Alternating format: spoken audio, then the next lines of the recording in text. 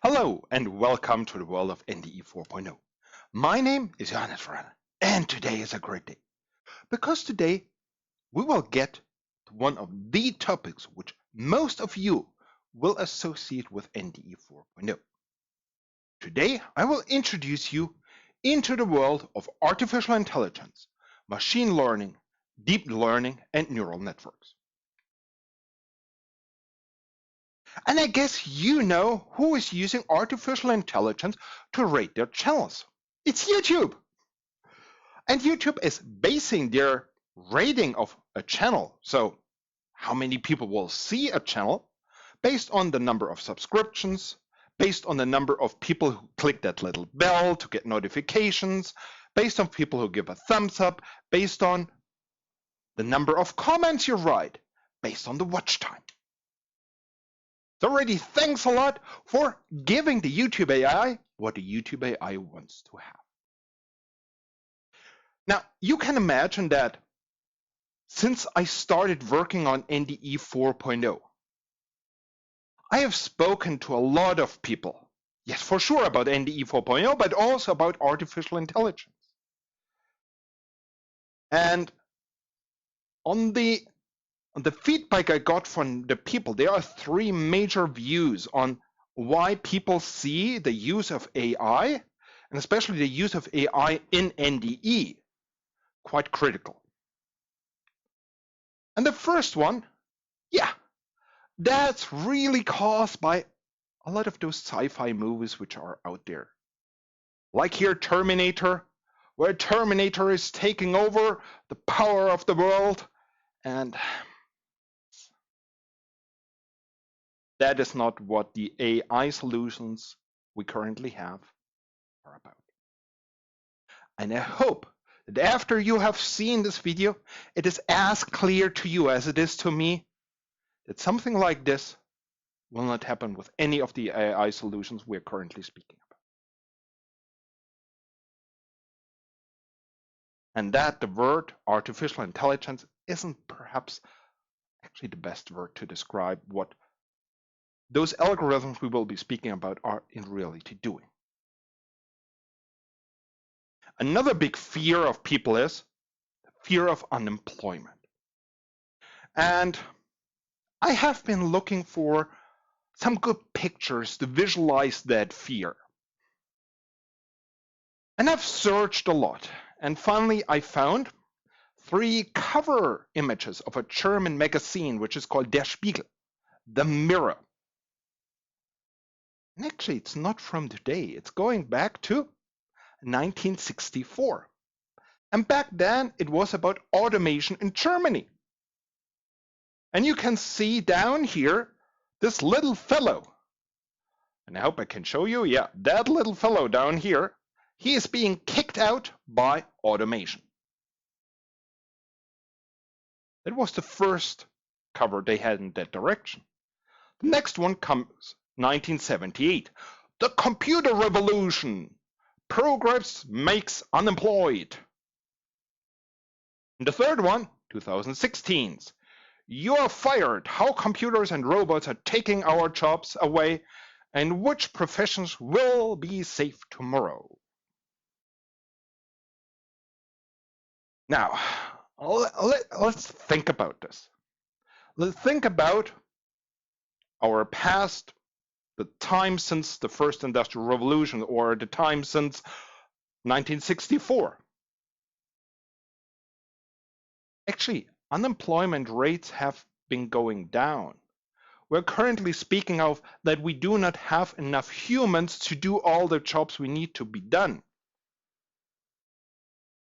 So none of those cases, automation, computers, or robots, have been really an employment killer.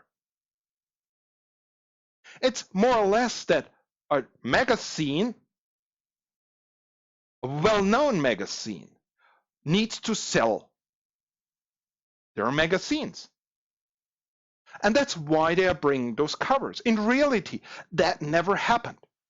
And I'm already waiting for the next cover of Der Spiegel coming out. I guess somewhere 2023, 2024, where it's saying AI is making you unemployed. It hasn't happened on automation, computers, or robots, and it will not do it with AI. And if you want to know a little bit more about the reasons why I think it happens this way, I have actually done a video on the why of industry and NDE 4.0. And I will leave a link to that video right here. And in that video, we talked about that, yes, all of those measures, automation, computers, robots, and AI, are really to give the computer what the computer is good at, and that is doing repetitive tasks, so that the human can really focus on what he is good at, and that's being creative. Now coming to the third fear, and that third fear, that's for me the one we really have to work on, and that's trust in AI. There is a survey which was done somewhere back in 2018 on a lot of different countries, and you can find the link right here below the video. And in China, about 70% of the population trusts AI. If we come to USA, it's only about 25%, Germany only 20%, and Japan, yeah, something 12, 13%. And it's about 50% of the Western nations which do not even trust AI, which do not trust it at all. So to make people feel that they can really use an AI, we have to work on the trust. And we have to implement AI in a way so that people can get trust in AI. So far, so good. Now, what's artificial intelligence? Now, let's take one step back. Let's get to classic deterministic algorithms. So how every computer is programmed nowadays. What you do is you have a lot of logic, so something like if, then, and if not, then do something else. So for example, if the amplitude you see is higher than so-and-so, then our indication is above the decision limit. Or you do a lot of math, so something like 1 plus 3 equals to 4. That's how we program our computers. Now, a subset within those algorithms is the so-called artificial intelligence. And artificial intelligence is nothing else than programs with the ability to mimic human behavior. And you can actually mimic human behavior by deterministic algorithms. Another subclass or subgroup is machine learning, which are algorithms with the ability to learn without being explicitly programmed. So using a lot of statistics. And within that group, we have another subset, which is called deep learning, which is the subset of machine learning in which artificial neural networks adopt and learn from vast amounts of data. So now we are getting to what most of you associate with artificial intelligence, and those are those neural networks, artificial neural networks, which are kind of modeled after looking onto how our human brain works. And you can see down here already kind of the sketch of an artificial neural network. And I guess during this video, I will forget the artificial. So please stay with me. Most parts of this video, I will be speaking about artificial neural networks, even that perhaps I'm skipping the artificial. So what we have some input we are throwing into an artificial neural network, and we're getting some result. And we are training that network by using vast amounts of data. And now we will be getting into, okay, how does such a neural network really work? Because I think that's key to really understand what an AI can do and cannot do. So what we have is we have an input layer with a lot of different neurons. In this example, we have 5 neurons. Now, if we would use or do a AI for an image with 256 by 256 pixels, then we would need 65,000 neurons within our input layer. If we go to an image with 1000 by 1000 pixels, then we would need about 1 million. Clear, this is about a 1 megapixel image. Now, if we go to, let's say, a UTA scan with 1 meter of sound path, 10 megahertz sampling frequency in steel, so speaking about 5,900 meters per second, we end up with about 60,000 neurons in the input layer just for 1A scan. And now, if we do a scanning, so an automated inspection with the ultrasonics, with, let's say, 256 by 256 A scans, we end up with that we need about 4 million input neurons within our input layer for our neural network. And each one of our neurons actually wants some number, so some grayscale number, or it wants to have a string of bits or whatever. And then we have an output layer. In this example, our output layer has 3 neurons. This could be, is it a cat, a dog, or a parrot? It could also be one with 2 neurons, good or not good, so a binary decision. It could be one where we want to have, yes, we want to classify 10 different defect types. So that one would need 11 output neurons, those 10 different defect types, plus it is no defect at all. And so on and so on. And then we have the hidden layers between the input layer and the output layer. In this example, it's 2. In reality, it can be hundreds. And how many neurons do we need? Yes, in this example, I just did 6 for visualization, but in reality, those could be thousands for each hidden layer, really depending on the input layer and on the output layer. So far, so good. That's the architecture we have. Now, within that architecture, we have those individual neurons, and those neurons are connected with each other. Let's have a look on the neurons and the connections. So, if we just look at the first neuron within the first hidden layer. So, our connections, the connections are nothing else than we have an input, and we multiply that input with a weight. So, let's say A1 multiplied by W11. The second connection, yes, another multiplication, and so on and so on. So in total, we have to do 5 multiplications. So now, within our first neuron, the first thing we do, we add up all of those inputs. And actually, I forgot to mention that what those weights are doing, they are showing how important is a certain connection. So the higher the weight, the more important a certain connection is. And there is something similar actually for the individual neuron, because we add a so-called bias, which is kind of an activation threshold. And that shows, how much influence the neuron has for the output.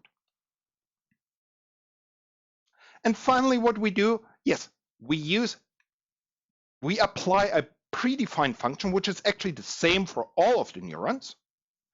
And that could be something like a Heaviside step function, sigmoid, a rectified linear unit, also called ReLU, or various functions, but all very, very simple and not really that much influencing the result. Okay, now we're coming to the second neuron. We're doing about the same, just we have 5 new weights and we have a new bias, and we apply the exact same function. Neuron number 3, 4, 5, and 6, we do the same. So in total, within the first hidden layer, what we have We have 6 neurons with 6 bias values. We have 5 times 6 connections, so in total 30 connections with 30 weights. Second layer, here we have 6 neurons with 6 bias values. In total, we have 36 connections with 36 weights. And on the output layer, here we have 3 neurons, for sure, 3 bias values, 18 connections, 18 connection weights. Now, if we think about what we do in those 6 plus 6 plus 3 neurons, we do a lot of multiplications, and we do a lot of, adding up. And we apply those functions. That's all what we do. We do very, very basic math. No spooky integrals or anything like that. No, we keep it to straight, very simple math. Just multiplications and additions. So if we now think back to Terminator and stuff like that,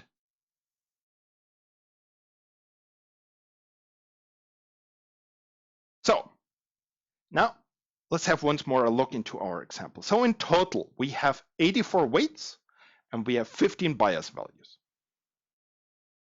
So you might ask, okay, how do we know them? And that's the point, we don't. That is actually why we have to do the training. We have to find out what are the best weights and the best bias values to get from the input to the output. And so for that, what we need, so if we want to distinguish between dog, cat, and parrot, we need thousands of pictures which have dogs, cats, and parrots. We have to classify each individual one. Here we have a dog, here we have a cat, here we have a parrot. Then we throw them into a training algorithm.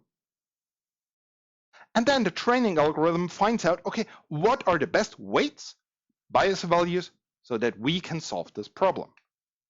And that's the process we call training. Now, what I talked about up to the moment, this is a so-called multi-layer perceptron, MLP, which is a fully connected neural network. For sure, there are dozens of other networks, like, there are convolutional networks, there's the so-called U-shaped net, there are transformers, and a lot of others. And each of them is really fitting for one certain application. And we will get to all of them in later videos. And also we will get into, okay, which ones are really ideally suited for different applications in NDE. Now, if you want to know more about those perceptrons, then there is a video series from 3 Blue, 1 Brown on neural networks, and they have done an incredibly good visualization, so watch them if you have some time. But coming back to the training process, now there are 4 fundamentally different ways of how you can do training. The first one is the so-called supervised learning.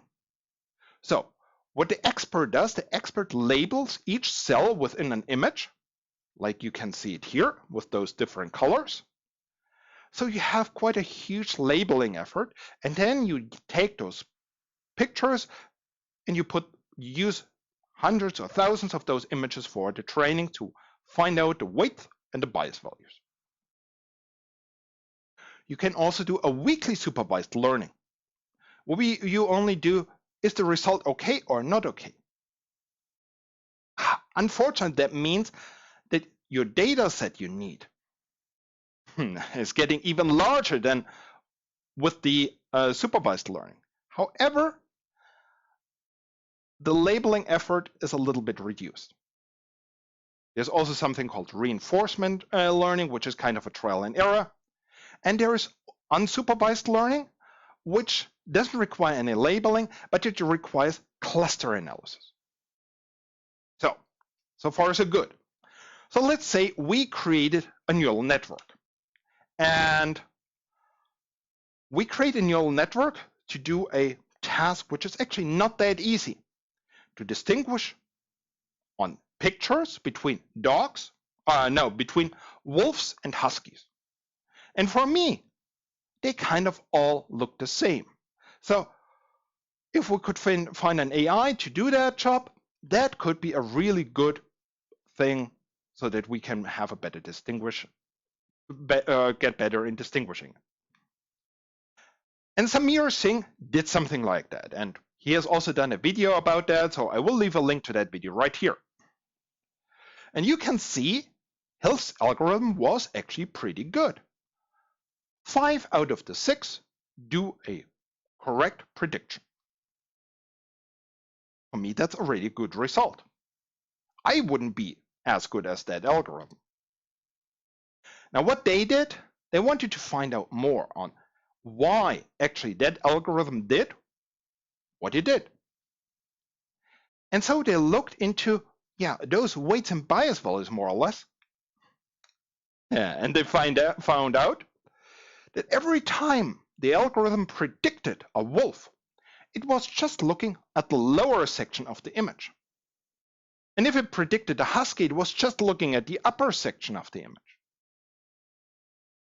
It was more or less mostly looking for, is there snow or no snow? And not, is there a wolf or a husky? So what does that mean? Yes, number one, if we have a network, we need to know how reliable, a certain answer is.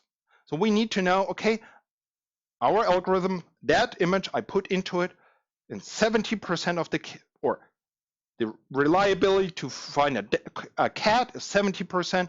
It's in 20% for 20% it's a dog and 10% a parrot, something like that. So if we see something like 30, 30, 30, then we know the algorithm actually is not really sure what it is doing. And number two, we need to do it explainable. And you can see here kind of the idea how you do that, so that we do kind of backpropagate on how the algorithm actually came to that conclusion. And then we can see, okay, which input layers really decided that output, so that we can really get into, okay, how was that decision made? Now, another thing we need to do to get into the trust of AI, and that comes to something I heard during one of the last conferences I attended. There was a company showing, oh, we now have a fancy AI solution which you can buy together with our product. And then somebody asked them, how does your AI work? And they were like, we will not tell you, that is our company secret.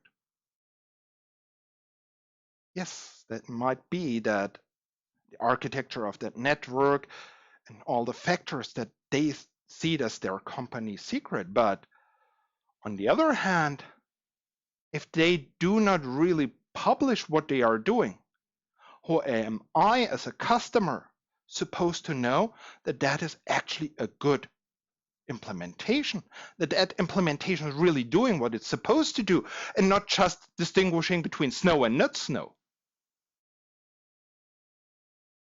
So people, if you want to implement an AI, number one, do it correctly. I've seen hundreds of papers also, or dozens of papers, which took something like 20 input images to actually do some classification. That's not sufficient. That's not doing AI correctly. And if you don't do it correctly, you know the old saying, shit in, shit out. Okay. Now, what now differentiates an AI from an actual human intelligence? Yeah, what an AI can do, an AI is really fast. It can process and respond to data, to inputs really fast. Way faster than we can do it. It can perform incredibly complex calculations. It can learn from really big data sets. But it is limited to exactly the task we have programmed it for. If we do an AI to distinguish between parrot, dog, and cat, it will not know that it is an ice bear on that picture. It will never know that. And will think that that ice bear is one of the three others. What a human can do, the human brain, the human intelligence, this is highly flexible and adaptable. It can solve all sorts of challenges. It is creative. It has emotions, intuition, and empathy. And we can learn from unstructured and disparate data sources. So what we can say is there is a huge gap between what we now call the weak and narrow artificial intelligence and our human intelligence.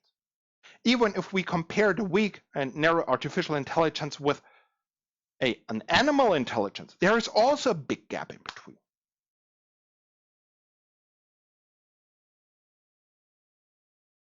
So, thanks a lot for watching. If you have any comments, if you have any questions, please leave them down here in the comment section. Next time, let's see. But in some future video, for sure, I will get into the various neural networks and their impact on NDE. As usual, you will find more information in the description of this video. I hope you like this video, and I hope you do what, the YouTube AI wants us to do. So subscribe, watch, and do all of the other things. So I hope I will see you soon. Thank you and bye.